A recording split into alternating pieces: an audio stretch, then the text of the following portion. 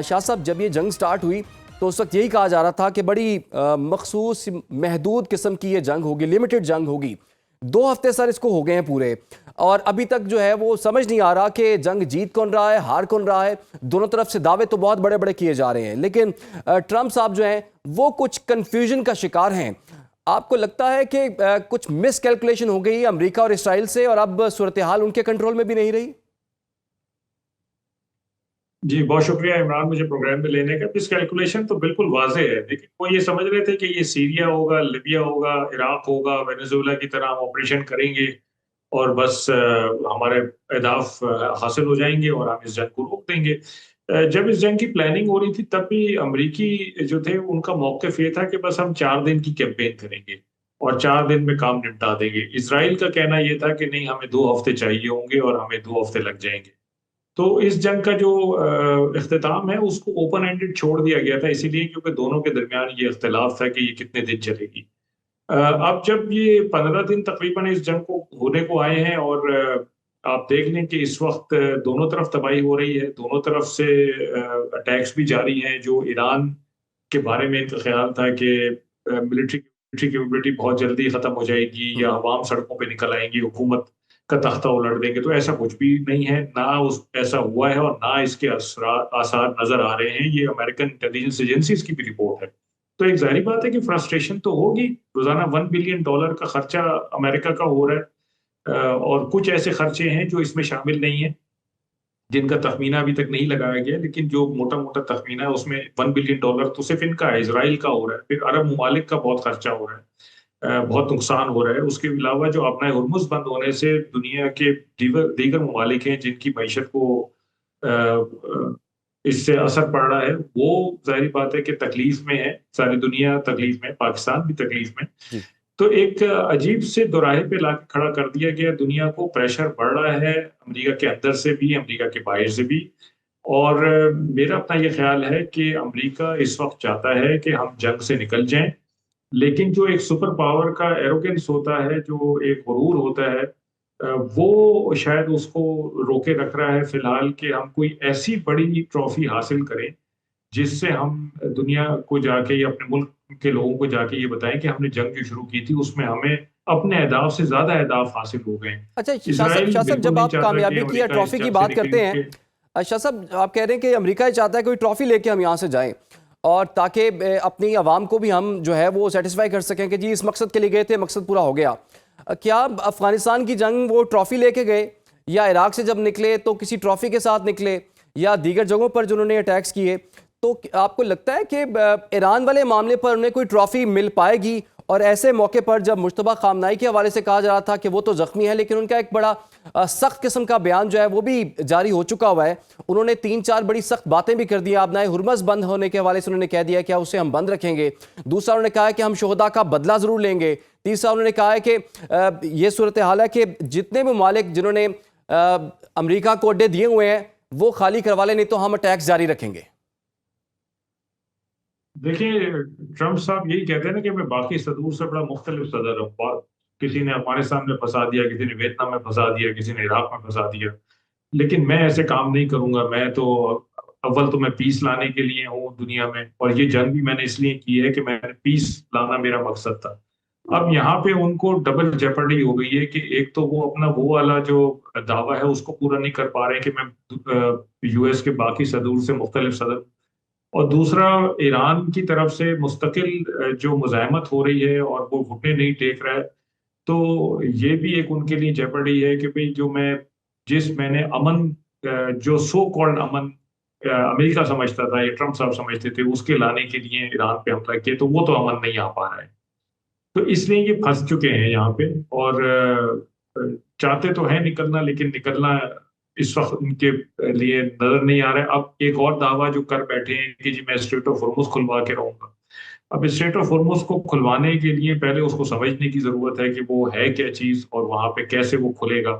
ये कह देना कि सिर्फ अमेरिका की मिलिट्री माइट उसको खुलवा सकती है, ये बड़ा मुश्किल काम है।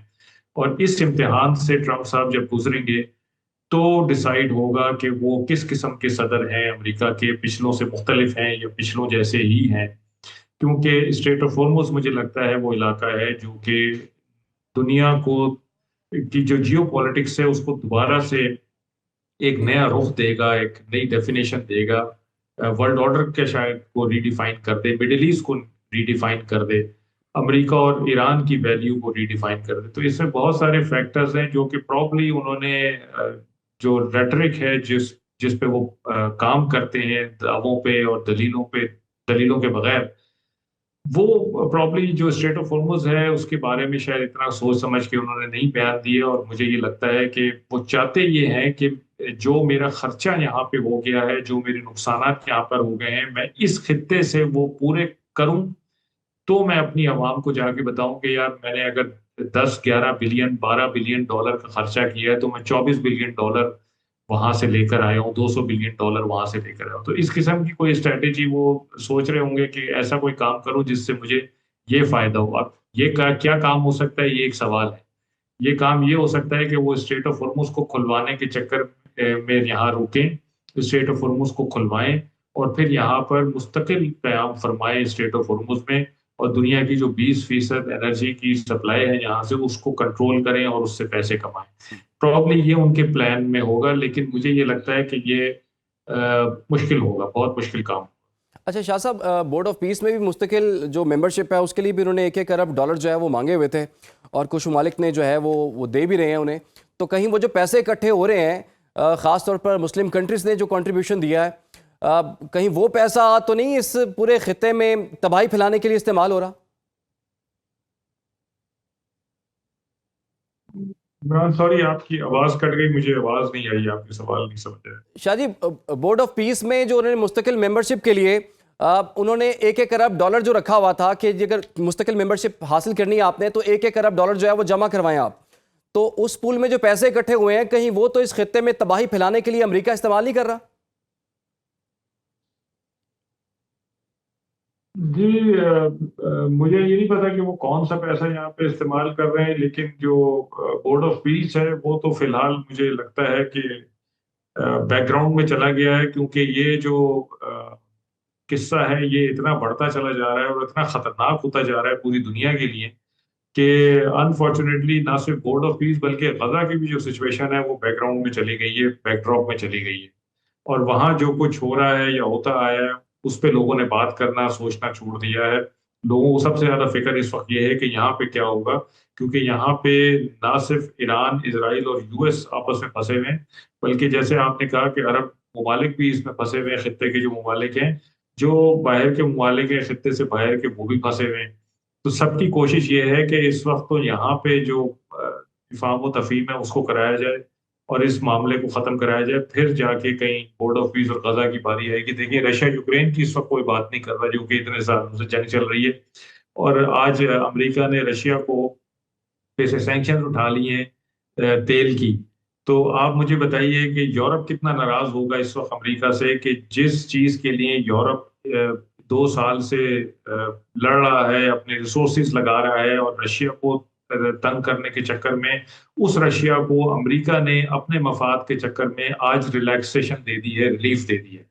तो ये यूरोप को कितना बड़ा धचका है कि उनसे पूछे बगैर, उनसे कंसल्ट किए बगैर रशिया को ये रिलीफ दे दिया गया। जी। और जो यूरोप का ओवरऑल एम था वो मलियामेट कर दिया गया, बिकॉज अमेरिका को इस वक्त अपने आप को, अपनी साख को इस इलाके में बचाना है कि जो स्ट्रेट ऑफ हॉर्मुज की वजह से दुनिया को तकलीफ हो रही है और अमेरिका के इकदाम की वजह से हो रही है, उसकी वजह से दुनिया को रशिया से फैज हासिल हो जाए और रशिया का भी उसमें फैज हो जाए तो कोई मसला नहीं है। लेकिन यूरोप को उन्होंने बिल्कुल एलिनेट कर दिया अपने आप से। तो एक अजीब सी, मतलब एक ऐसी है कि राहदारी में चल रहे हैं और जहां कहीं कोई गली नजर आती है उसमें घुस जाते हैं टेम्पररी रिलीफ के लिए। तो जी। एक ओवरऑल जो स्ट्रेटेजी होती है ना किसी जंग को लड़ने के लिए और जीतने के लिए, उसका थोड़ा सा फुकदान नजर आता है कि केस टू केस बेसिस पे, डे टू डे बेसिस पे चेंजेस होती हैं, स्टेटमेंट चेंज होती हैं, प्लान चेंज होते हैं। तो इससे ऐसा लगता है कि कोई बहुत ज्यादा वेल थॉट आउट प्लान या स्ट्रेटेजी नहीं थी ठीक। यहाँ आके ये सब करने की, या लेकिन फिर लेकिन शाह मिसकैल। साहब,